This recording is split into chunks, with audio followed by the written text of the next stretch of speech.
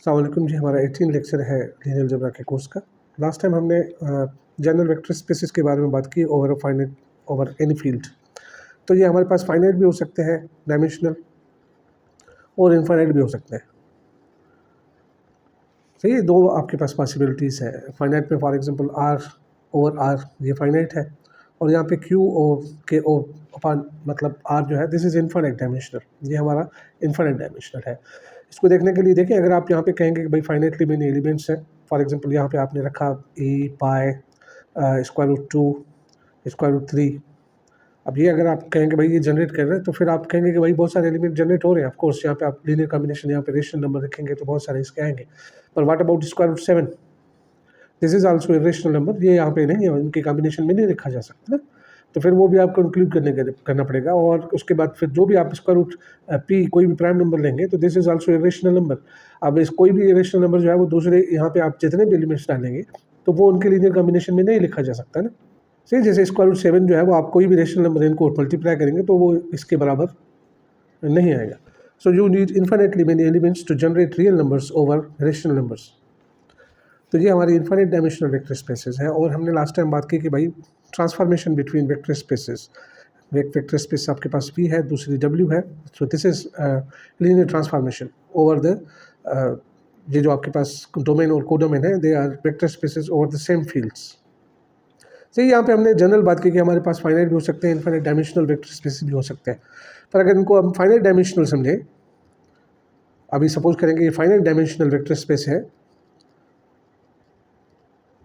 तो हम इनके बारे में वो जो रेंज की इक्वेशन हम लिख रहे थे आर एन और आर एम के बीच में, आपको याद होगा ये आपके पास ट्रांसफॉर्मेशन थी। तो हमने वहाँ पे भी लिखा था कि भाई रैंक ऑफ टी का मतलब है कि मतलब इमेज का जो डायमेंशन है उसकी plus nullity of T that is equal to the dimension of the domain. मतलब यहाँ पे एन हमने यहाँ पे लिखा है, ऐसे वहाँ पे मैंने एम यहाँ पे लिखा होगा शायद।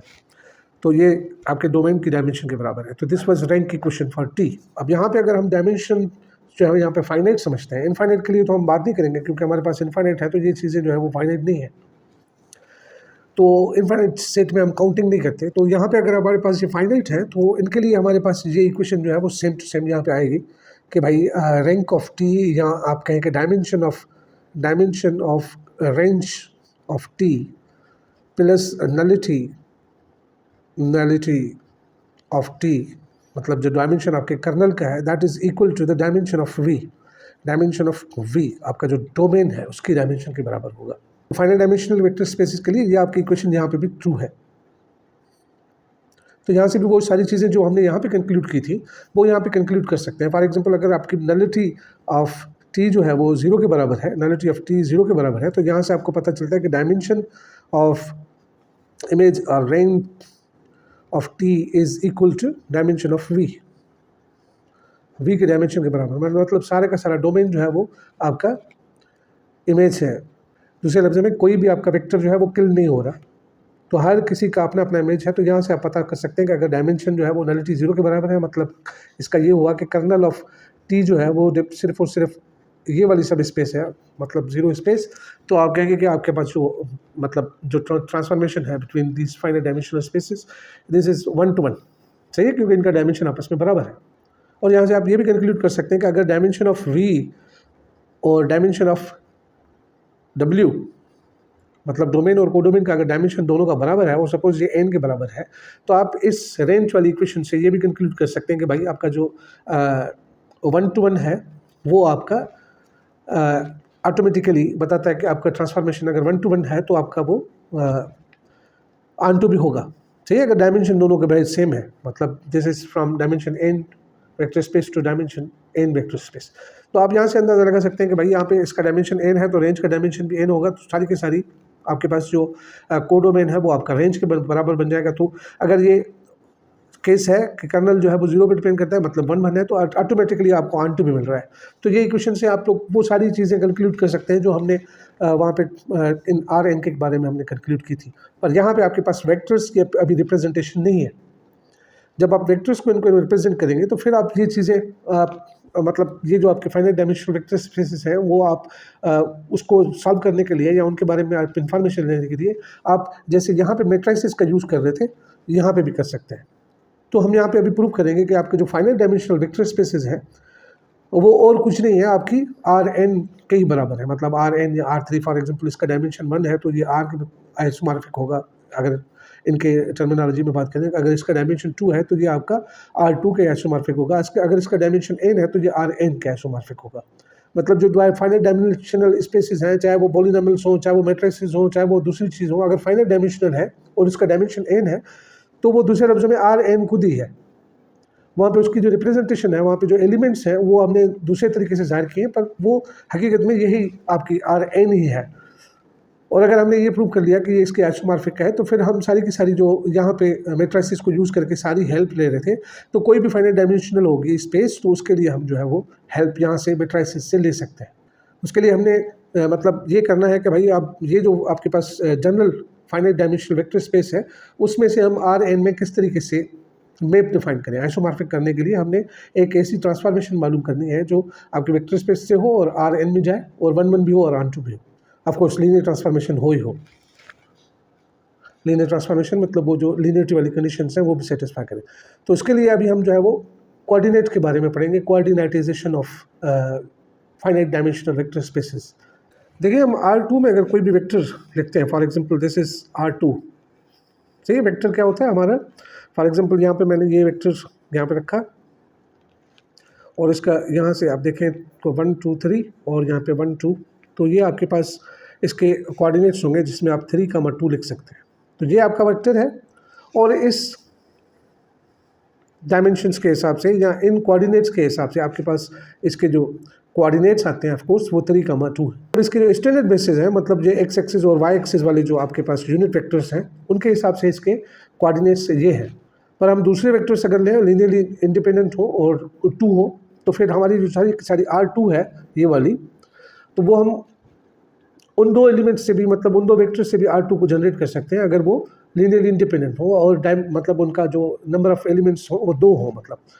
तो हम फिर उसके हिसाब से इस वेक्टर को भी लिख सकते हैं। यहाँ पे तो हमने किसके हिसाब से लिखा है, हमने इन 2 वेक्टर्स के हिसाब से लिखा है 1, 0 और 0, 1। अब ये 2 भी वेक्टर्स हैं यहाँ पे, मतलब एक ये वेक्टर है और एक ये वेक्टर है। इन दोनों वेक्टर्स के हिसाब से हमने ये पॉइंट या ये उसके कोऑर्डिनेट्स लिखे हैं। अगर कोई दूसरे वेक्टर्स हो हमारे पास उनके हिसाब से इस वेक्टर को किस तरीके से लिखेंगे। सपोज हमारे पास ये एक वेक्टर है, इसके कोऑर्डिनेट्स इनके हिसाब से मतलब इन दोनों के हिसाब से वो हैं 1, 1 और दूसरा हमारा वेक्टर है 1, 2। यहाँ से आप इसको लिखेंगे तो इसके कोऑर्डिनेट्स होंगे 1, 2। अब ये 2 वेक्टर्स हैं, ये लीनियरली इंडिपेंडेंट हैं क्योंकि आप नहीं लिख सकते एज ए लीनियर कॉम्बिनेशन 1 को दूसरे के, सही। इसको कोई भी इसके लिए मल्टीप्लाई करके इसके बराबर नहीं कर सकते, यहाँ वाइस वर्सा। तो ये 2 वेक्टर्स जो है, जैसे ये 2 वेक्टर्स आपके पास ये E1 और ये E2 आपके पास इसके डायमेंशन बना रहे हैं, बेसिस बना रहे हैं, तो this is also basis for R2, सही है। क्योंकि हमने पढ़ा है कि आपके पास अगर 2 वेक्टर्स हो और लीनियर इंडिपेंडेंट हो और सारे स्पेस को जनरेट करें तो यहाँ पे ऑफकोर्स R2 है तो वहाँ पे आपके सिर्फ लीनियर इंडिपेंडेंट होंगे तो वो ज़रूर उसको जनरेट करेंगे 2 वेक्टर्स। अगर एक होगा तो नहीं, मतलब n में आपके n vectors linear independence Rn को जनरेट करते हैं ऑटोमेटिकली। तो क्वेश्चन ये है कि क्या हम इस वेक्टर को, ये जो वेक्टर है इसकी representation with respect to these basis हमारे पास ये है 3, 2। अब इन वेक्टर्स के हिसाब से इसको किस तरीके से लिखेंगे, ठीक है। इन वेक्टर्स के हिसाब से इसके कोऑर्डिनेट 3, 2 हैं। अब इन दोनों वेक्टर्स के हिसाब से इसके कोऑर्डिनेट्स क्या होंगे, और दिस इज द क्वेश्चन। तो यहाँ पे लिखेंगे अगर 3, 2 लिखा मैंने तो ये आपके कोऑर्डिनेट्स हैं आपके वेक्टर के, इसको अगर आप v कह रहे हैं तो दिस इज v और ये उसके कोऑर्डिनेट्स हैं with respect to this standard basis, आप इसको एस बी कह रहे हैं तो एस बी, ये आपके कोऑर्डिनेट्स हैं with respect to standard basis, coordinates with respect to standard basis आपके पास जो है। अब हमें चाहिए आपके पास कोऑर्डिनेट्स, इस v के ही कोऑर्डिनेट्स चाहिए, पर वो किस में चाहिए आपको, वो चाहिए आपके इस दूसरे वाले बेसिस में, ये b। और ये यहाँ पे b क्या है आपके पास, उसमें आपके पास है 1, 1 और 1, 2। ये दो वेक्टर्स हैं हमारे स्टैंडर्ड बेसिस में, ये दो वेक्टर्स हैं, उसके हिसाब से उसके कोऑर्डिनेट्स ये हैं। अब यहाँ पे हमारे पास दूसरा बेसिस है बी, उसके हिसाब से इसके कोऑर्डिनेट्स चाहिए। मतलब हमें ऐसे अल्फ़ा बीटास चाहिए। फॉर एग्जांपल अगर आप यहाँ पे रखें वी आपको चाहिए, जिसको आप इन दोनों के में आप इसको B1 कहते हैं और इसको B2 कहते हैं, सही। अब अल्फ़ा 1 और ऐसा चाहिए प्लस अल्फ़ा 2 B2, इन दोनों को मल्टीप्लाई करें तो हमारे पास ये चीज़ है। मतलब हम इस V को as a linear combination of these two लिखना चाहते हैं। यहाँ पे जो आपका ये वेक्टर है दिस इज 3 1 कामा 0 प्लस 2 0 कामा 1, तो ये जो लिखा हुआ है ये as a linear combination of standard basis लिखा हुआ है। अब हमें यहाँ पे आपके इन बेसिस के हिसाब से इसकी चाहिए। तो यहाँ पे जैसे इन दोनों को आप इसके कोऑर्डिनेट्स कह रहे हैं with respect to standard basis, तो इन अल्फ़ा 2 को अल्फ़ा 1 को आप कहेंगे इसके coordinates with respect to this new basis, सही। तो ये आपके पास आपको पता है कि this is kind of homogeneous system है। इसको आप लिखें अगर यहाँ पे तो दिस इज 3 कामा 2 और स्टैंडर्ड बेसिस में यहाँ पे लिखा हुआ है this is equal to alpha 1 और दिस B1 इज दिस 1 कामा 1 और इसके भी स्टैंडर्ड बेसिस में है प्लस अल्फ़ा 2 यहाँ पे 1 कामा 2 और ये भी स्टैंडर्ड बेसिस है। अब यहाँ पे मुझे अल्फ़ा 1 और अल्फ़ा 2 चाहिए और ये इक्वेशन है और इसको अगर हम कॉलम वेक्टर्स में लिखेंगे तो it is okay 3 2 alpha 1 1 1 plus alpha 2 1 2, ये आपके स्टैंडर्ड बेसिस में उसके कोऑर्डिनेट्स हैं, सही। तो आपके कोऑर्डिनेट्स जो हैं वो डिपेंड्स अपॉन द आपके जो बेसिस हैं उस पर। हम आमतौर पे जो कोऑर्डिनेट्स लिख रहे हैं Rn में वो आपके स्टैंडर्ड बेसिस के हिसाब से है, पर हम किसी भी दूसरे बेसिस के हिसाब से उसके कोऑर्डिनेट्स लिख सकते हैं। अगर ये अल्फ़ा 1 और अल्फ़ा वैल्यू 2 हमें मिल जाते हैं और मिलेंगे भी ज़रूर क्योंकि ये दोनों लीनियर इंडिपेंडेंट हैं, तो हर एक वेक्टर जो है वो इनके लीनियर कॉम्बिनेशन से लिखा जा सकता है यूनिकली। तो ज़रूर यहाँ पे आपके पास यूनिक सॉल्यूशन होगा इस सिस्टम ऑफ इक्वेशन का। यहाँ पे सिस्टम ऑफ इक्वेशन क्या है, यहाँ पे 3 ये 2 वेक्टर और ये alpha 1 alpha 2 plus alpha 1 2 alpha alpha 2 2 alpha 2 और इनको ऐड करेंगे तो this is alpha 1 plus alpha 2 and alpha 2 यहाँ पे 1 है अल्फ़ा 1 प्लस 2 अल्फ़ा 2। अब दोनों को इक्वेट करेंगे तो this is 3 is equal to alpha 1 plus alpha 2 and 2 is equal to alpha 1 plus 2 alpha 2। अब इन दोनों में से आप अगर सॉल्यूशन मालूम करेंगे अल्फ़ा 1 और अल्फ़ा 2 का तो क्या आएगा आपके पास, अल्फ़ा 1 आया आपके पास 4 के बराबर और अल्फ़ा 2 जो है वो -1 के बराबर। तो दिस इज द सॉल्यूशन और इसका मतलब ये हुआ कि with respect to these two मतलब वेक्टर्स या दिस न्यू बेसिस, आपका ये जो वेक्टर है आपका वेक्टर पहले आपने जो लिखा था इसको वो था 3 कामा 2, ये आपके स्टैंडर्ड बेसिस में था और इसको आपने नए बेसिस में लिखा है, उसके कोऑर्डिनेट्स क्या है 4 कामा -1। This is a new basis. यहाँ पे भी यहाँ पे लिखना है, इसका मतलब ये है कि ये वेक्टर और ये वेक्टर दोनों सेम ही है, पर ये आपने इस स्टैंडर्ड बेसिस से इसको लिखा है और ये दूसरे बेसिस जो है वो बेसिस कौन से हैं, B इज इक्वल टू इसमें आपके 1 1 और दूसरा 1 2, ये दो वेक्टर्स हैं आपके पास, सही है। तो इस तरीके से आप Rn में किसी भी वेक्टर को किसी भी दूसरे बेसिस के हिसाब से लिख सकते हैं।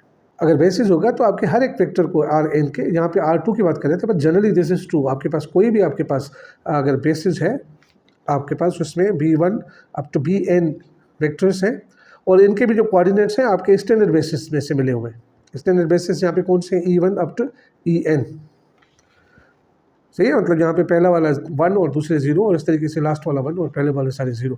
तो ये आपके वेक्टर्स जो हैं वो सारे के सारे इस बेसिस में मिले हुए हैं।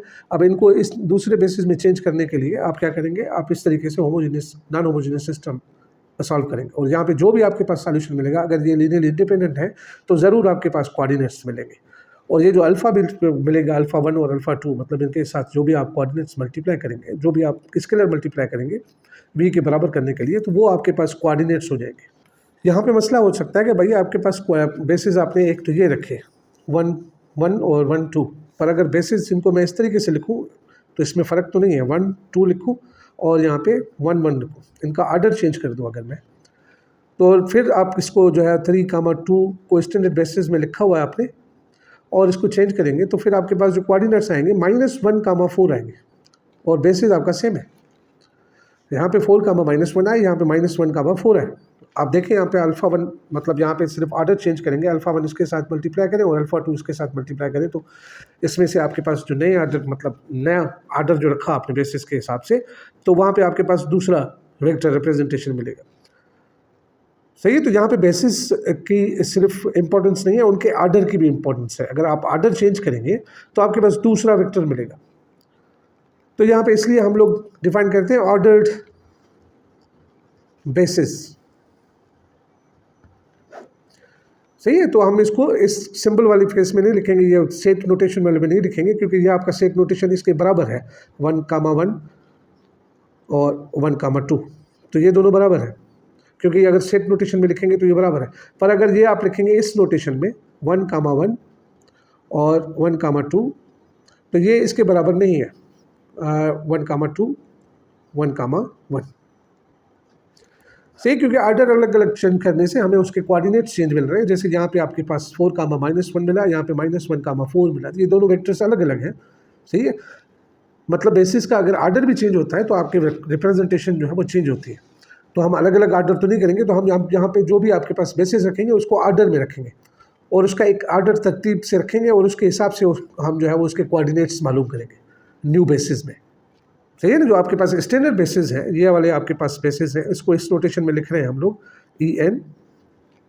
तो यहाँ पे आपके पास ऑर्डर बेसिस कितने मिलेंगे? ऑर्डर बेसिस मतलब एक एक तो ये मिलेगा EN, आप दूसरा ऑर्डर करेंगे, दूसरा ऑर्डर करेंगे, तो यहाँ पे आपके पास n फैक्टोरियल न्यू बेसिस मिलेंगे इनके ऑर्डर अगर चेंज कर रहे हैं। तो ऑर्डर बेसिस आपके पास n फैक्टोरियल है और सिर्फ ऑर्डर की बात करें तो दिस इज जस्ट 1। अब ये सिंबल और ये सिंबल आपको ऑर्डर और आम बेसिस के में डिस्टिंग्विश करने के लिए यूज़ होगी। ऑर्डर मतलब हमें ऑफ कोर्स एक ही रिप्रेजेंटेशन चाहिए, तो हमें ऑर्डर बेसिस ही चाहिए, वो इसका कोई भी ऑर्डर रखें ये बराबर है, पर इसके करस्पॉन्डिंग आपके पास जो उसके कोऑर्डिनेटाइजेशन हो रही है या उसके कोऑर्डिनेट्स मिल रहे हैं दूसरे बेसिस में, वो डिफरेंट आ रहे हैं। सही, तो हमें ऑर्डर मालूम करना या उसके रखना उसमें ज़रूरी है। तो ये आपके पास स्टैंडर्ड ऑर्डर्ड बेसिस है, ये वाला।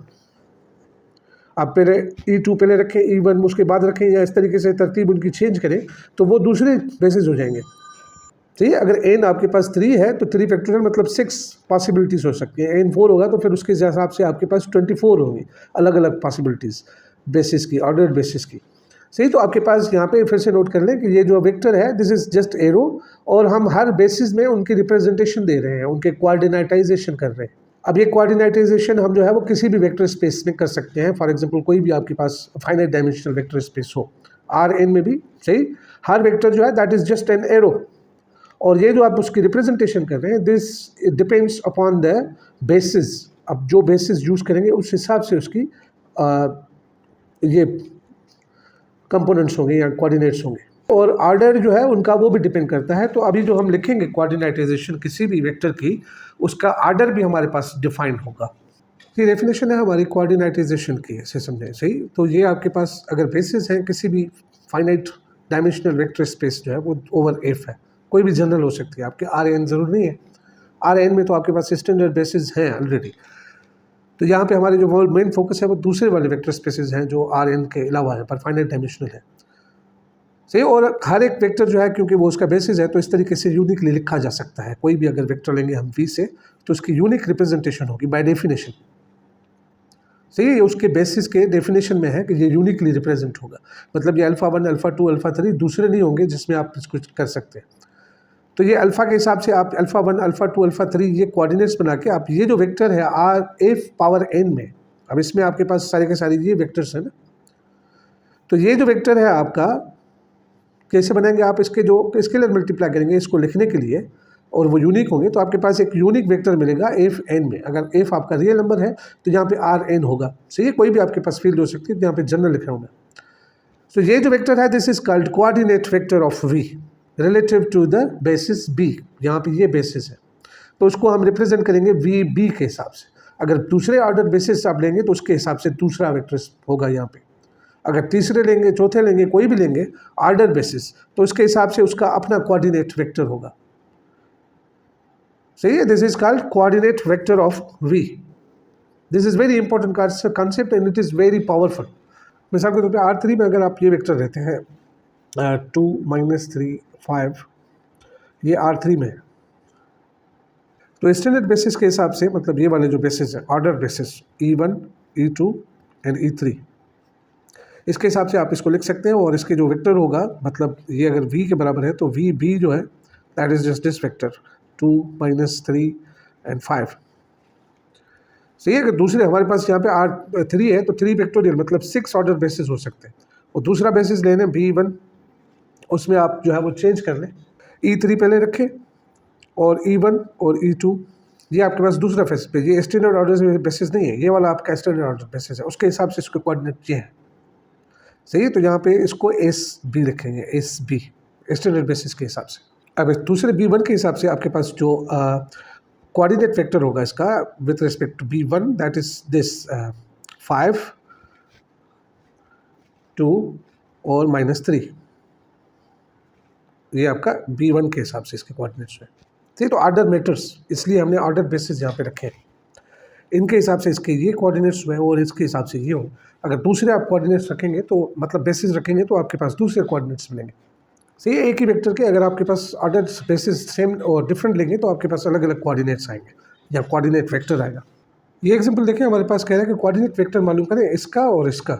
ये आपके कोऑर्डिनेट वेक्टर्स मिले हैं पर they are in standard basis. ये भी दूसरा वेक्टर है, इसके स्टैंडर्ड बेसिस के हिसाब से कोऑर्डिनेट ये मिले।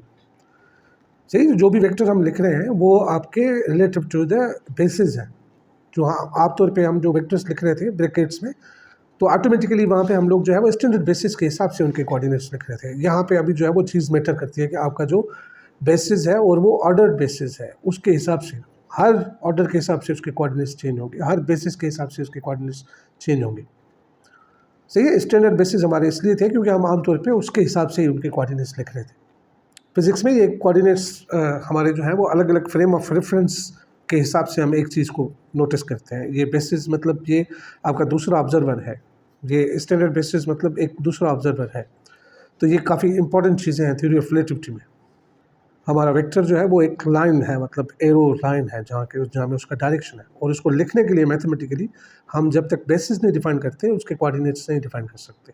और ऑर्डर बेसिस, अब इस बेसिस में लिखने का मतलब coordinate vector with respect to this या रिलेटिव टू दिस बेसिस लिखने का मकसद ये है कि आप ये अल्फ़ा और अल्फ़ा 2 मतलब कांस्टेंट्स मल्टीप्लाई करें, स्केलर्स ढूंढें जिनमें आप लिख सकते हैं कि 1 -1 स्टैंडर्ड बेसिस में is equal to alpha 1 1 -1 standard basis में। ऑफकोर्स ये भी आपको मिले हुए हैं, प्लस अल्फ़ा 2 1, 2 ये भी आपके पास स्टैंडर्ड बेसिस में।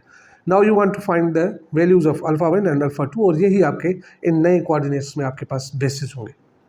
यहाँ पे अगेन आपके पास solution of non homogeneous system आ गया और यहाँ पे आपके पास गारंटी है कि सॉल्यूशन होगा because these are linearly independent. ठीक है, तो इसको हम इस तरीके से लिख सकते हैं 1 -1 अल्फ़ा, मतलब इसको alpha 1 minus alpha 1 plus alpha 2 2 alpha 2। सही, और इसमें से आपके पास इक्वेशंस जो मिलेंगी और उनका सॉल्यूशन निकलेगा और वो मेरे ख्याल से आसान है। You can find that alpha 1 और अल्फ़ा 2 की वैल्यू क्या होगी। दिस इज़ 1 और यहाँ पे 0, दे आर सेम। ये दो वेक्टर्स जो है वो सेम, यहाँ पे 0 मल्टीप्लाई करें, इसको 1 मल्टीप्लाई करें तो ये आपके आ गए। तो मतलब नए बेसिस के रिलेटिवली आपके पास से ये जो वेक्टर है उसको आप किस तरीके से लिखेंगे नए बेसिस के हिसाब से, this is equal to 1, 0 in this new basis. यहाँ पे बेसिस रिप्रेजेंट करना ज़रूरी है क्योंकि ये दोनों वेक्टर्स जो हैं तो सेम वेक्टर्स, पर यहाँ से अगर देखेंगे स्टैंडर्ड बेसिस के हिसाब से तो उसके कोऑर्डिनेट्स ये होंगे और अगर इस बेसिस के हिसाब से देखेंगे तो उसके सेम के कोऑर्डिनेट्स जो है वो ये होंगे। अब दूसरा वाला जो है इसको भी आप आराम से मालूम कर सकते हैं, -8 स्टैंडर्ड बेसिस में है। यू वांट अल्फ़ा 1, उसको आप मल्टीप्लाई करें 1 -1 के साथ, प्लस अल्फ़ा 2 उसको मल्टीप्लाई करेंगे 1, 2 के साथ। अब यहाँ से अल्फ़ा 1 अल्फ़ा 2 की वैल्यू आप मालूम करेंगे तो आपको पता चलेगा अल्फ़ा 1 जो है वो आप यहाँ पे ऑफकोर्स इसको कॉलम वेक्टर्स लिखेंगे, मैट्रिसेस बनाएंगे और इक्वेशंस बनाएंगे तो आपके पास सॉल्यूशन आ जाएगा। अल्फ़ा 1 2 के बराबर है और अल्फ़ा 2 जो है वो -3 के बराबर। तो इनके हिसाब से इसके जो कोऑर्डिनेट्स होंगे this is equal to, of course बराबर है, सेम ही वेक्टर को रिप्रेजेंट कर रहे हैं 2, -3, पर बेसिस अभी आपके चेंज हैं, बेसिस ये वाले हैं बी। अब इनका ऑर्डर भी चेंज करेंगे तो things will be very different. सही है, ऑर्डर मैटर्स। ये एग्जांपल देखिए, यहाँ पे आपको कोऑर्डिनेट वेक्टर मालूम करने हैं इस वेक्टर के जिसके कोऑर्डिनेट्स आपको स्टैंडर्ड बेसिस के हिसाब से 1, 2, 2 -2 मिले हुए। अब इस बेसिस के हिसाब से इसको देखना है कि ये किस तरीके का दिखेगा। सही है। इस बेसिस में भी आपके जो पास जो वेक्टर्स हैं उनके कोऑर्डिनेट्स भी आपको स्टैंडर्ड बेसिस में मिले हुए हैं। सही है। ये जो वेक्टर्स हैं जो हमारे नए बेसिस बना रहे हैं वो भी हमारे पास जो मिले हुए हैं वो हमारे पिछले वाले जो स्टैंडर्ड बेसिस है उसी में मिले हुए हैं। अब देखिए इसको किस तरीके से करेंगे, मतलब you want find alpha 1 alpha 2 alpha 3 such that आप इसको मल्टीप्लाई करें अल्फा 1 1 कामा 1 कामा 1 1 प्लस अल्फा 2 1 कामा 2 कामा 0 और प्लस अल्फा 3 1 कामा 0 कामा 1। तो आपके पास जो सॉल्यूशन आ जाए वो ये वेक्टर आ जाए, मतलब 1 कामा 2 कामा -2। ये सारे के सारे स्टैंडर्ड बेसिस में रिप्रेजेंट किए हुए हैं। अब यहाँ से आप इक्वेशन बना सकते हैं। ये इक्वेशन किस तरीके से हो सकती है आपके पास, इसको आप नॉन होमोजेनियस सिस्टम बना सकते हैं। मतलब ये वेक्टर आएगा 1 1 1 एंड 1 2 0 और 1 0 1 और फिर आपके पास alpha 1 alpha 2 alpha 3 and this is equal to 1 2 -2। सही। तो यहाँ पे सॉल्यूशन आपका गारंटीड है कि आपके पास आएगा। तो यहाँ पे ऑगमेंटेड मैट्रिक्स बनाएंगे। अगर आपका इसका ऑगमेंटेड मैट्रिक्स बनाए तो दैट इज इक्वल टू 1 1 1 1 2 0 1 0 1 और सॉरी यहाँ पे लाइन देखते हैं और उसके बाद 1 2 माइनस। इसका सॉल्यूशन मालूम करें। यहाँ आप क्या करें, इसको डायरेक्टली जो है वो आप रिड्यूस्ड एचेलॉन फॉर्म में चेंज करें। रिड्यूस एचेलॉन फॉर्म में चेंज करेंगे तो यहाँ पे आपके पास जो बचेगा यहाँ पे 1 1 1 आ जाएंगे। मतलब ये वाला मैट्रिक्स जो है वो आप चेंज करेंगे आइडेंटिटी मैट्रिक्स में, आइडेंटिटी मैट्रिक्स में चेंज करेंगे और वेक्टर ये वाला जो है वो चेंज हो जाएगा आपका नए कोऑर्डिनेट्स में। से इसको अगर आप आइडेंटिटी मैट्रिक्स में चेंज करेंगे रो ऑपरेशन करके तो ये आपके पास इक्विवेलेंट हो जाएगा इसके 1 0 0 0 1 0 0 0 1 और यहाँ पे आपके पास जो मैट्रिक्स सॉरी वेक्टर आएगा that would be equal to -4 3 और 2। सही। तो ये आपके पास अल्फा 1 अल्फा 2 अल्फा 3 के मतलब गॉस जॉर्डन मेथड हमने यहाँ पे यूज़ किया है ना। This is just solution of non homogeneous equation. I hope कि यू कैन अंडरस्टैंड दिस। तो यहाँ पे आपके पास जो सॉल्यूशन आया ये आपके पास अल्फा 1 अल्फा 2 अल्फा 3 की सॉल्यूशन है। और तो यहाँ पे आप देख सकते हैं कि आपके पास कोऑर्डिनेट्स क्या है, यहाँ पे अल्फा 1 अल्फा 2 अल्फा 3 तो that is equal to -4 3 and 2। This is with respect to new basis, जो आपके नए बेसिस है। ये किसके कोऑर्डिनेट्स हैं, ये इसके कोऑर्डिनेट्स हैं जो आपके स्टैंडर्ड बेसिस में ये वेक्टर था 1 2 -2। ये स्टैंडर्ड बेसिस में इसको इस तरीके से लिखेंगे और नए बेसिस में इसको इस तरीके से लिखेंगे। तो जनरली अगर आपके पास कोई भी बेसिस दिया गया है, फॉर एग्जांपल आपके पास ऑर्डर बेसिस हैं आपके पास V1 B1 up to BN RN के, सही है। ये आपके पास order basis, of course order होने चाहिए, अगर दूसरे होंगे तो फिर आप उसमें मसला हो जाएगा। तो RN में जनरली अगर आपने चेंज करना है किसी एक बेसिस से दूसरे बेसिस में, अगर ये आपको मिले हुए हैं और आपके पास वेक्टर आपको मिला हुआ है स्टैंडर्ड बेसिस में और इसको आपने चेंज करना है किसमें, इस नए बेसिस में, तो आप क्या करेंगे, आप ये वेक्टर्स बनाएंगे, मतलब ये वाला ऑगमेंटेड मैट्रिक्स बनाएं डायरेक्टली। ऑगमेंटेड मैट्रिक्स बनाएं, यहाँ पे आप ये B1 रखें और B2 रखें और इस तरीके से आप जो है वो BN ये रखें ये मैट्रिक्स और यहाँ पे आपके पास लाइन और यहाँ पे आपका ये वाला वेक्टर जो है वो स्टैंडर्ड बेसिस में जो मिला हुआ ये VSB ये रखें और इसको फिर आप जो है वो रिड्यूस एचेलॉन फॉर्म करके आइडेंटिटी मैट्रिक्स में इसको चेंज करें। This will always be changed into identity matrix, क्योंकि ये सारे के सारे लीनियरली इंडिपेंडेंट है। ये कॉलम वेक्टर्स जो हैं वो आपके आपस में लीनियरली इंडिपेंडेंट है, क्योंकि ये इसके बेसिस हैं। ऑफकोर्स ये इसके बेसिस हैं तो लीनियरली इंडिपेंडेंट होंगे, तो ये सारा का सारा आपका आइडेंटिटी मैट्रिक्स में चेंज हो जाएगा। यहाँ पे आपके पास 1 ऐसे करके ये सारा n बाय n मैट्रिक्स जो है चेंज हो जाएगा आइडेंटिटी मैट्रिक्स में। यहाँ पे आइडेंटिटी मैट्रिक्स हो जाएगा आइडेंटिटी मैट्रिसेस और यहाँ पे आपके पास जो आएगा that would B new coordinates. This is coordinate vector, सही है। नए कोऑर्डिनेट्स जो आपके पास इस बेसिस के हिसाब से होंगे, सही है। यहाँ पे आप स्टैंडर्ड बेसिस वाला पुट करेंगे और यहाँ से आप जो है वो VB मालूम करेंगे, मिल जाएगा आपके पास। दिस इज फॉर RN में आपके पास ऐसा कोई भी क्वेश्चन हो तो you can easily find the coordinates in the new basis. तो RN के लिए ये सिंपल है। हम PNX की बात करें, दीज आर हमारे वेक्टर स्पेसेस जिनकी डायमेंशन जो है वो कितनी है n+1, क्योंकि इसके बेसिस जो है वो आपके B is equal to 1 x² up to x power n, सही है। ये आपके पास n+1 इसके वेक्टर्स हैं जो इसको स्पेन करते हैं। इसमें आपके सारे के सारे पोलिनोमियल्स हैं of degree at most N. सही है, ये आपको पता है कि ये चीज़ क्या है। कोई भी आप यहाँ से पोलिनोमियल उठाएंगे, you can write it as a linear combination of these n+1 vectors. अब इसकी भी हम कोऑर्डिनेटाइजेशन कर सकते हैं, इसके भी हम Rn+1 में, मतलब Rn+1 इसमें आप इसके साथ एक कोऑर्डिनेट एक वेक्टर एसोसिएट कर सकते हैं। कोई भी आप पोलिनोमियल उठाएंगे तो इसके साथ इसमें Rn+1 में एक आपका वेक्टर एसोसिएट होगा, और ये वेक्टर जो है वो आपके पास ये बहुत काम की चीज़ है। आप उस वेक्टर्स में यहाँ पे Rn में जिस तरीके से, फॉर एग्जांपल अगर आपके पास मैं दो पोलिनोमियल देता हूँ और आपको कहता हूँ कि भाई ये दोनों लीनियरली इंडिपेंडेंट है या नहीं है, तो आप क्या करेंगे, उनके करस्पॉन्डिंग आप इनके वेक्टर्स मालूम करेंगे Rn+1 में, और वहाँ पे वो चेक करेंगे। वहाँ पे वो चेक करना बिल्कुल आसान है कि वो लीनियर इंडिपेंडेंट है या नहीं है। अगर वो लीनियर इंडिपेंडेंट है तो आपके पास वेक्टर्स यहाँ पे जो पोलिनोमियल्स हैं वो भी लीनियर इंडिपेंडेंट है, अगर नहीं है तो वो भी नहीं है। So this is very powerful method. इसमें आप जो है वो पोलिनोमियल्स को उनकी बहुत ज़्यादा इन्फॉर्मेशन मालूम कर सकते हैं। एग्जाम्पल करते हैं हम लोग। सपोज हमारे पास Pn(x)(4) ले रहे हैं यहाँ पे हम, ठीक है। हमारे पास ये आपका है मतलब polynomials of degree at most 4, और इसमें एक पोलिनोमियल ले रहे हैं हम लोग ये P of x is equal to -x plus x² plus x³ plus x⁴। यहाँ पे 2 भी इसको मल्टीप्लाई कर देते हैं। This is your polynomial. इस बेसिस के हिसाब से इसका कोऑर्डिनेट क्या होगा। अब ये बेसिस जो है आपके ऑर्डर बेसिस नहीं है, यहाँ पे आपके पास अलग अलग ऑर्डर बेसिस हो सकते हैं। ऑर्डर बेसिस आपका भी कुछ इस तरीके से हो सकता है 1x x² up to x⁻n। दूसरा बेसिस जो है वो आपका इस तरीके से भी हो सकता है x⁻n और xn-1, और इस तरीके से आपका x और ये 1 इधर उधर करके लिखा आपने। अब दोनों ऑर्डर बेसिस के हिसाब से आपके इस पोलिनोमियल के डिफरेंट आपके पास, और सॉरी यहाँ पे आपके पास Z4 है तो यहाँ पे 4 तक जाएगा। चलिए इसको 4 ले लेते हैं। यहाँ पे 4, ये 3, और इस तरीके से हर ऑर्डर बेसिस के लिए आपके पास इसकी जो कोऑर्डिनेट वेक्टर मिलेगा दैट विल बी डिफरेंट। अब इस कोऑर्डिनेट बेसिस के हिसाब से इसको B1 कहते हैं, इसको B2 कहते हैं। तो इस Px का जो आपके पास कोऑर्डिनेट वेक्टर होगा विथ रिस्पेक्ट टू B1, सही है। इस B1 के हिसाब से इसका कोऑर्डिनेट वेक्टर जो होगा वो होगा, आप पहले रखेंगे कांस्टेंट टर्म। यहाँ पे कांस्टेंट टर्म देखें 0 है तो दिस इज 0, और दूसरा वाला x है तो यहाँ पे x में -1 है उसका कोएफिशिएंट,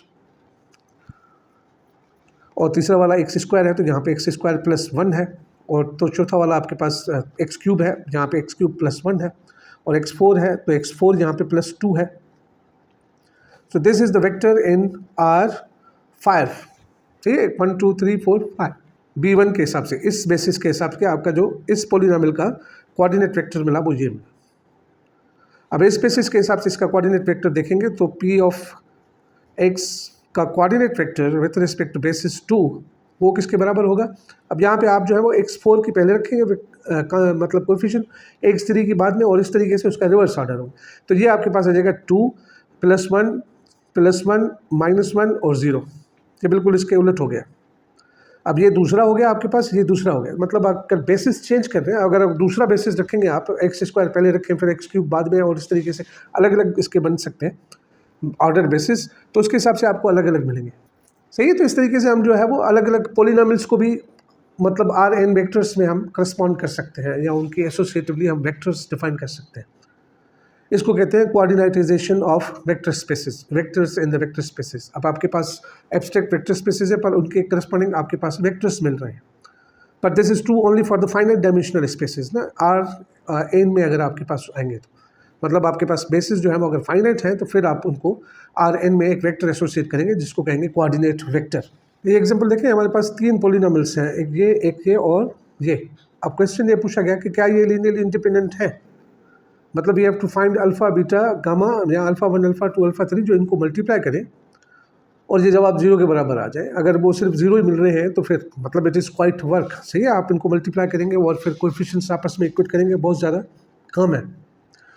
पर आप इसके अगर करस्पॉन्डिंग जो कोऑर्डिनेट वेक्टर है वो मालूम करें, इसका कोऑर्डिनेट वेक्टर मालूम करें और इसका कोऑर्डिनेट वेक्टर मालूम करें, और मैट्रिसेस यूज़ करके वो जो वेक्टर्स हैं उनको डिपेंडेंट और इंडिपेंडेंट प्रूव करें, तो आप इनके बारे में भी कह सकते हैं वही इन्फॉर्मेशन बहुत आसानी से।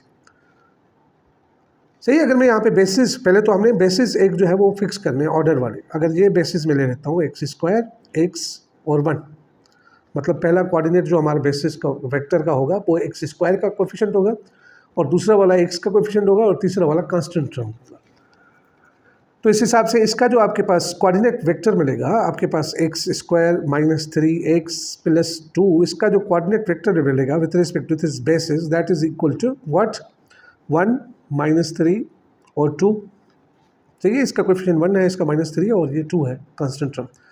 और इसका देखें 3x square plus 5x minus 4, इसका coordinate vector with respect to this basis is this, मतलब 3, 5 और माइनस 4। और इसका कोऑर्डिनेट वेक्टर मतलब 7x square plus 21x minus 6, इसका कोऑर्डिनेट वेक्टर भी जो है that is equal to x square मतलब 7 और ये 21 प्लस का और ये माइनस का 6। These are 3 vectors associated to this polynomial and this polynomial. अब ये तीनों वेक्टर्स अगर आपस में आप देख सकते हैं कि लीनियर इंडिपेंडेंट है, तो इट मीन्स के you this polynomials are linear independent. अगर नहीं है तो फिर नहीं। अब ये वेक्टर्स आपने अगर लीनियर इंडिपेंडेंट मालूम करने हैं तो क्या करना होता है, आपने इनके मैट्रिसेस बनाने हैं, मतलब होमोजेनियस सिस्टम मिलेगा। अगर उसके ट्रिवियल सॉल्यूशन आते हैं, मतलब उसकी रैंक लेस देन आर मतलब equal to number of columns होती है, तो फिर कहेंगे दे आर लीनियर इंडिपेंडेंट, मतलब ट्रिवियल सॉल्यूशन आपके होमोजेनियस इक्वेशन का और आपके पास लीनियर इंडिपेंडेंट है। अगर नहीं है तो फिर आप कहेंगे कि ये नहीं है। चलिए इनका मैट्रिक्स बनाते हैं। यहाँ पे देखें 1 माइनस 3 और ये 2 और ये 3 5 माइनस 4 और ये वाला 7 21 और 6, ये आपके पास मैट्रिक्स में ना इसका एचलॉन फॉर्म जो है वो आप अगर मालूम करेंगे, ये आपका एचलॉन फॉर्म आ गया इस मैट्रिक्स का। अब देखें इसकी रैंक जो है वो 3 है और यहाँ पे नंबर ऑफ कॉलम्स भी 3 है। तो आपके पास ये जो आपको पता चला कि ये तीनों वेक्टर्स जो हैं वो लीनियरली इंडिपेंडेंट है। अब लीनियर इंडिपेंडेंट हुए तो इसका मतलब ये है कि ये वाले इसके करस्पॉन्डिंग जो आपके पोलिनोमियल्स हैं वो भी आपके लीनियरली इंडिपेंडेंट है। सही है, relative polynomials are also independent. This is very easy. आप सिर्फ और सिर्फ किसी भी पोलिनोमियल को वेक्टर एसोसिएट करें और वेक्टर्स में आपको बहुत आराम से बहुत ज़्यादा पता है किस तरीके से लीनियर इंडिपेंडेंसी मालूम की जाती है।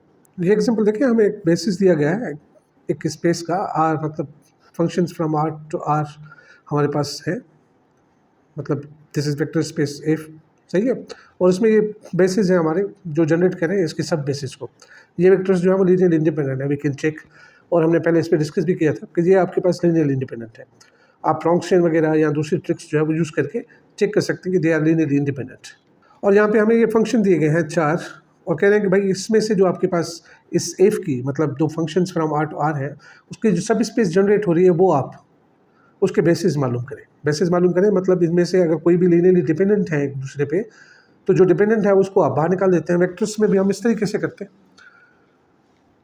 तो आप वेक्टर्स वाले आर एन वाले याद हो आपके, अगर आपके पास वेक्टर्स आपके मिले हुए हैं V1 अप टू VK और इसको हमने लीनियरली डिपेंडेंट या उनके बेसिस मालूम करने थे, मतलब स्पेन ऑफ दिस में इसके जो स्पेन मालूम कर रहे हैं, मतलब वो वाले वेक्टर्स चाहिए जो लीनियरली इंडिपेंडेंट हो, तो हम ये मैट्रिक्स बनाते हैं, मैट्रिसेस बनाते हैं और उसमें जो हम देखते हैं कि भाई उसको एचलॉन फॉर्म में चेंज करते हैं।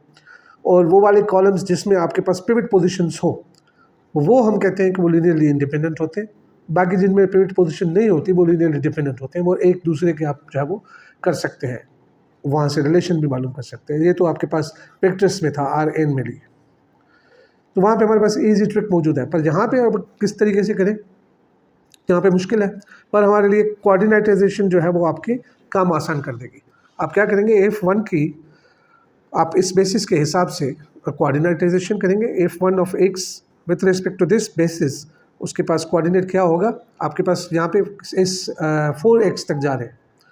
तो आप यहाँ से देखें, पहला वेक्टर जो है आपका यहाँ पे 3 है, मतलब कांस्टेंट टर्म, और साइन x का जो कोएफिशिएंट है वो -1 है, और साइन 2x का जो कोएफिशिएंट है वो +3 है, और साइन 3x का यहाँ पे -1 है, और साइन 4 का 5 है। तो this is coordinate vector of this function.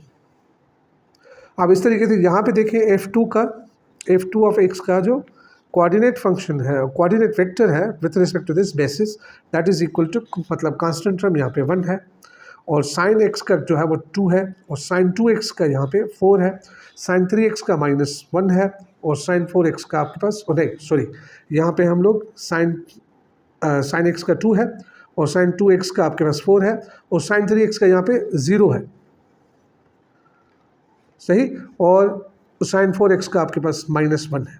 So this is the coordinate vector of this function. अब इसकी बात करें f3 की, f3 ऑफ x का coordinate vector with respect to this basis, वो आपके पास क्या आएगा, यहाँ से देखें, -1 साइन x का 5, साइन 2x का 5, साइन 3x का +1 और यहाँ पे साइन 4x का -7।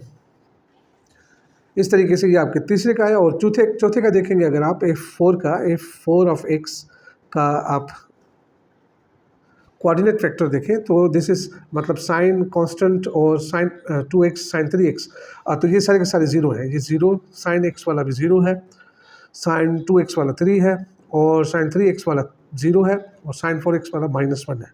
सो these are the 4 coordinate vectors हमारे R5 में, सही है। R5 में आपके इन पॉलिनॉमियल्स की जो कोऑर्डिनेट वेक्टर्स हैं वो ये है। अब ये कोऑर्डिनेट वेक्टर्स जो है इनके हिसाब से आप देखें कौन से डिपेंड कर रहे हैं नहीं कर रहे, इनसे हम जो है वो मैट्रिक्स बनाएंगे और एचलन फॉर्म में चेंज करेंगे। एचलन फॉर्म में जो भी आपके पास पिवट्स वाली पोजीशन वाले पे आपके पास कॉलम वेक्टर्स होंगे, मतलब आखिर के जो एचलन फॉर्म है उसमें जो पिवट्स वाले होंगे तो उसके करस्पॉन्डिंग जो पहले हमारे पास वेक्टर्स थे वो हमारे लीनियरली इंडिपेंडेंट होंगे, बाकी दो दूसरे होंगे वो आपके डिपेंडेंट करेंगे। वो डिपेंडेंट रिलेशन भी वहाँ से हम मालूम कर सकते हैं। देखिए मैट्रिक्स बनाते हैं आप लोग यहाँ पे 3 -1 3 -1 5, दूसरा वाला 1 2 4 0 -1, तीसरा वाला -1 5 5 +1 और -7 और यहाँ पे 0 0 3 0 -1। This is the matrix. अब इसको एचलन फॉर्म में चेंज करेंगे, आप कर सकते हैं यहाँ पे, I think it is easy. This is the echelon form of this matrix. यहाँ पे आप देख सकते हैं यहाँ पे पिवट पोजीशन है, यहाँ पे पिवट पोजीशन है और यहाँ पे इस जगह पे पिवट पोजीशन। तो पहला वाला वेक्टर, दूसरा वाला वेक्टर और चौथा वाला वेक्टर जो है दे आर लीनियरली इंडिपेंडेंट, सही, मतलब पहला वाला, दूसरा वाला और चौथा वाला ये वेक्टर्स लीनियरली डिपेंडेंट है। तो इसके हिसाब से पहला वाला फंक्शन, दूसरा वाला फंक्शन और चौथा वाला फंक्शन ये जो है वो लीनियरली इंडिपेंडेंट है। यहाँ पे देखें पहला वाला, दूसरा वाला और चौथा वाला ये सारे के सारे लीनियरली इंडिपेंडेंट है। सही, किस तरीके से आराम से आपने मैट्रिसेस में चेंज किया और मैट्रिसेस में it is very easy to find that. और यहाँ से आप देख सकते हैं कि अगर इसको मैं 2 से मल्टीप्लाई करूँ और माइनस ये करूँ तो मुझे ये वाला मिलेगा वेक्टर, सही है। तो हम कह सकते हैं f1 ऑफ x उसका b minus +2 f2 of x b, this is equal to f3 of x b। यहाँ से आपको रिलेशन ये मिल रही है कि भाई इसको अगर 2 से मल्टीप्लाई करेंगे और इसको इसमें से माइनस करेंगे तो फिर आपके पास माइनस और ये 2 आ जाएगा। तो यहाँ से आप देख सकते हैं कि अगर आप f2 को 2 से मल्टीप्लाई करेंगे और f1 को माइनस से मल्टीप्लाई करेंगे तो आपके पास जो जवाब आएगा वो f3 मिलेगा। तो f3 जो है वो डिपेंड कर रहा है इन दोनों पे। सी यू कैन चेक कि भाई अगर f1 को आप इसको -1 से मल्टीप्लाई करें और इसको +2 से मल्टीप्लाई करें और इन दोनों को 8 करेंगे तो आपके पास f3 आ जाएगा। You can check. So we get lot of information from this coordinatization. This is very powerful. अब ये एग्जांपल देखिए, यहाँ पे कह रहे हैं कि ये पोलिनोमियल हमें मिला हुआ है P3 में, P3x ये हमारे R के ऊपर पोलिनोमियल और एटमोस्ट 3 डिग्री के जो है पोलिनोमियल्स उनकी हमें एक पोलिनोमियल मिली हुई है और हमें कहा गया कि यार अब ये जो है हमारे पास स्टैंडर्ड बेसिस जो हमारे पास है इसके वो है x3 x² x और 1।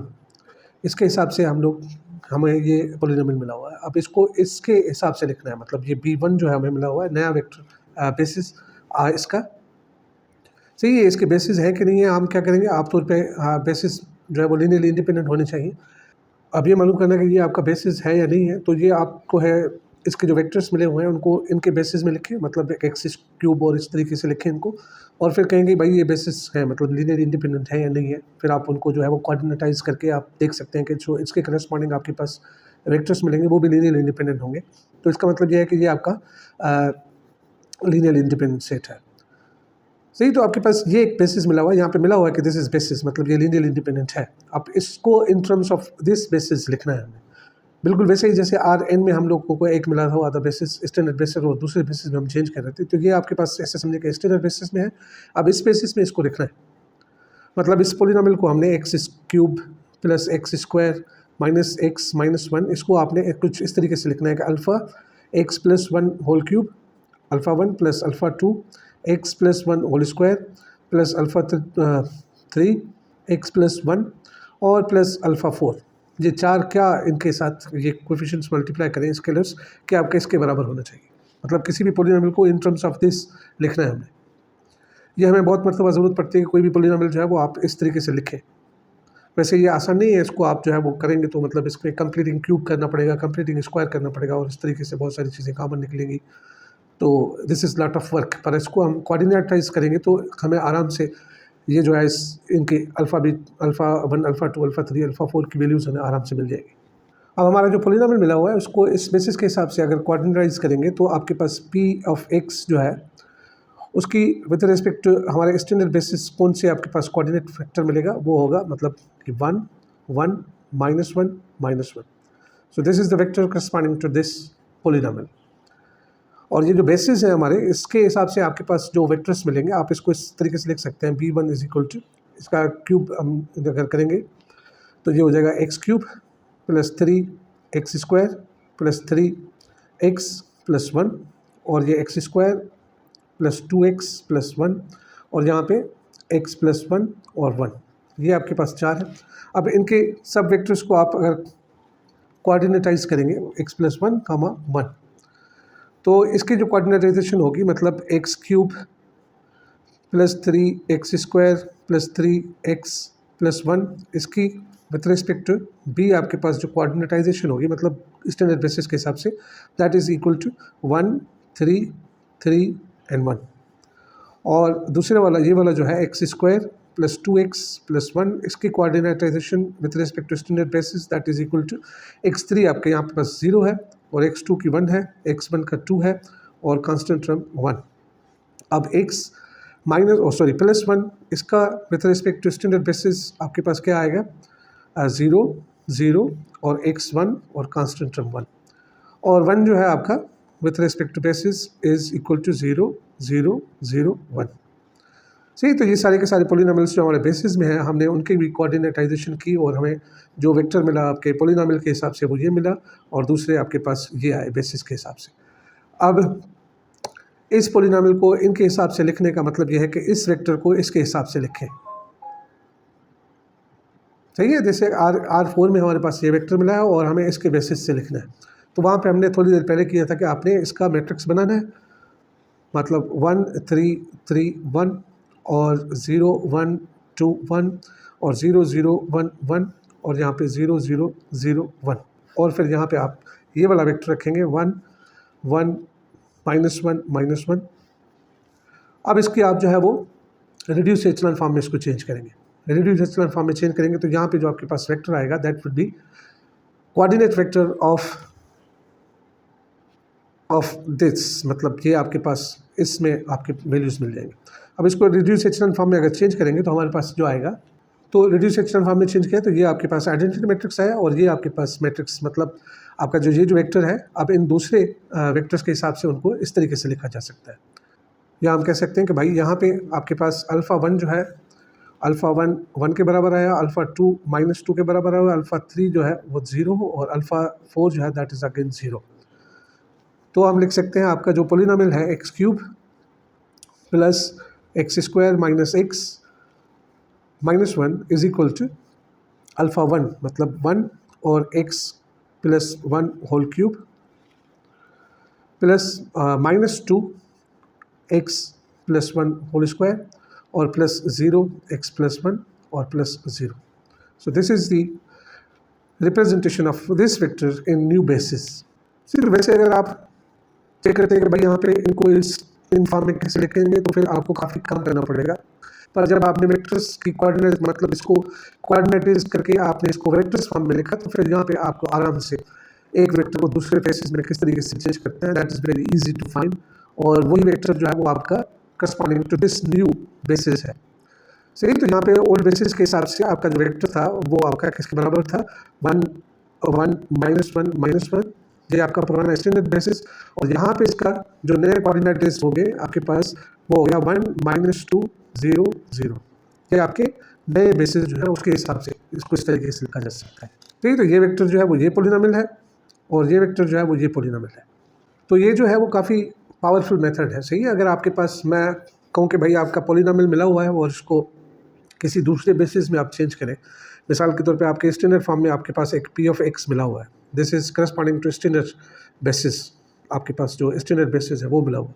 अब मैं दूसरे बेसिस अगर करता हूँ, हमारे पास B1 अगर दूसरे बेसिस हमारे पास है F1 ऑफ x और F2 ऑफ x और इस तरीके से Fn ऑफ x, मेरे पास n+1 लिखें, या मतलब अंडरस्टूड है क्या मैं किसकी बात कर रहा हूँ। तो ये अगर बेसिस है हमारे पास दूसरे, सही है, किसके, हमारे पोलिनोमियल जो वेक्टर स्पेस है उसकी, तो इस पोलिनोमियल को हम इन टर्म्स ऑफ दिस बेसिस लिखना है तो हमें पहले तो प्रूव करना पड़ेगा कि ये उसका बेसिस है। अब बेसिस प्रूव करने के लिए आप क्या करेंगे, इनकी आप जो है वो कोऑर्डिनेटाइज करेंगे। इसको F1 के हिसाब से आपके पास जो कोऑर्डिनेटाइज स्टैंडर्ड बेसिस के हिसाब से मिलेगा वो आपका एक वेक्टर होगा, और इस तरीके से आपके पास दूसरे सारे के सारे मिल जाएंगे वेक्टर्स। अगर ये वेक्टर्स आपस में लीनियरली इंडिपेंडेंट है, that is easy to check.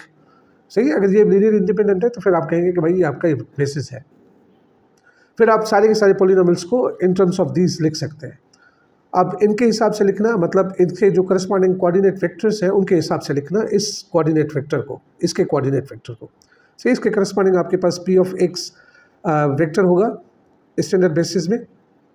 अब इसको इन बेसिस के हिसाब से लिखने का तरीका है वो आप मतलब रिड्यूस्ड एचेलॉन फॉर्म में चेंज करके आप पता कर सकते हैं, फिर आपको नया वेक्टर मिलेगा, पर वो होगा कोऑर्डिनेट वेक्टर। अब उसके करस्पॉन्डिंग आपके पास जो भी पोलिनोमियल होगा वो इन terms of this new basis में होगा, बिल्कुल उसी तरीके से जैसे हम Rn में कर रहे थे स्टैंडर्ड बेसिस से दूसरे बेसिस में जाने के लिए। तो यहाँ पे भी हम लोग किसी भी वेक्टर को दूसरे बेसिस में चेंज कर सकते हैं। तो यहाँ पे आपके जो फंक्शंस हैं ये काफ़ी इंटरेस्टिंग हो सकते हैं। आप मतलब it is not easy to write a polynomial in terms of other very different, जैसे यहाँ पे हमने किया, देखें हमने कैसे इस पोलिनोमियल को इनके लीनियर कॉम्बिनेशन में लिखा। ठीक है, तो यहाँ पे अजीब अजीब किस्म के आपके पास ऐसे फंक्शंस हो सकते हैं, जैसे हम पोलिनोमियल को इन terms of linear combination of these functions लिख सकते हैं। यहाँ पे अभी थोड़ी मैं एक लिस्ट आपको प्रोवाइड करता हूँ, वो आप देखेंगे तो आपको काफ़ी इंटरेस्टिंग लगेगा और देखेंगे कि ये पावरफुल कितना है आपके पास जो मेथड है कोऑर्डिनेटाइज करने का। तो फाइनाइट डायमेंशनल वेक्टर स्पेसेस जो है उनमें काम करना काफ़ी ईजी हो जाता है, क्योंकि हम जो है वो Rn में शिफ्ट हो जाते हैं और Rn में शिफ्ट होना उधर काम करना काफ़ी ईजी है। और उसके करस्पॉन्डिंग हमें जो है वो पोलिनोमियल्स या दूसरी वेक्टर स्पेसेस जो फाइनाइट डायमेंशनल वेक्टर स्पेसेस है उनके बारे में काफ़ी इन्फॉर्मेशन मिल रही है। ये देखिए पोलिनोमियल्स के लिए हमारे ये स्टैंडर्ड बेसिस है और ये अलग अलग बेसिस आपके पास आ सकते हैं। एक पोलिनोमियल को आप इन सब में रिप्रेजेंट कर सकते हैं और बहुत सारे आपके पास बेसिस हो सकते हैं। ये अलग अलग फील्ड्स में हमारे पास आते हैं।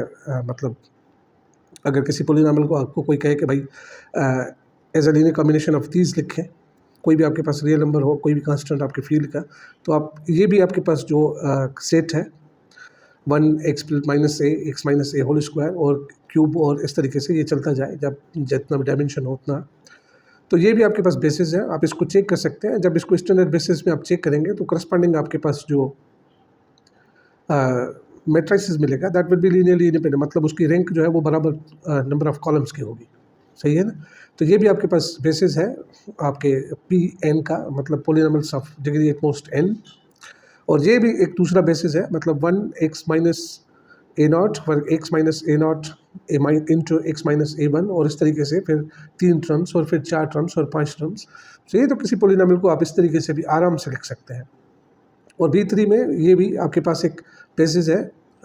ये आपके पास 1 आ गया, x आ गया, x -1, फिर x -1, x -2 और इस तरीके से दिस इज़ जहाँ तक आपका डायमेंशन जाएगा वो। और ये दूसरा देखिए आपके पास, ये भी आपके पास एक किस्म की, यहाँ पे माइनस थी, यहाँ पे प्लस थे, तो ये भी आप चेक कर सकते हैं। This is also a basis. और बहुत सारे और भी हैं। सही है, ये भी आपके पास एक बेसिस है 1x + 1 + x 1 + x + x square 1 + x square + x cube और इस तरीके से पावर इसका चलता जाएगा। और this is also basis very important. हमारे बहुत सारी अलग अलग फील्ड्स में ये चीज़ें आती हैं और हमें ज़रूरत पड़ती है कि किसी भी पोलिनोमियल को इन terms of linear combination of these लिखें। और आपके जो फोरियर कोएफिशिएंट्स हैं या टेलर सीरीज़ है वो भी आप बिल्कुल इसी तरीके से उनको as a linear combination of different functions लिख रहे हैं। तो ये चीज़ें हम पढ़ेंगे, और ये काफ़ी इंटरेस्टिंग है एंड वेरी पावरफुल है। तो मैंने कहा कि ये आपको दिखा दूँ सिर्फ। तो नेक्स्ट लेक्चर में हम ये प्रूव करेंगे आपका जो फाइनाइट डायमेंशनल वेक्टर स्पेस है वो आपकी आर एन के, अगर किसी भी वेक्टर स्पेस का डायमेंशन एन है तो वो आर एन के आइसोमॉर्फिक होगा। This is we are going to prove in the next lecture. Thank you.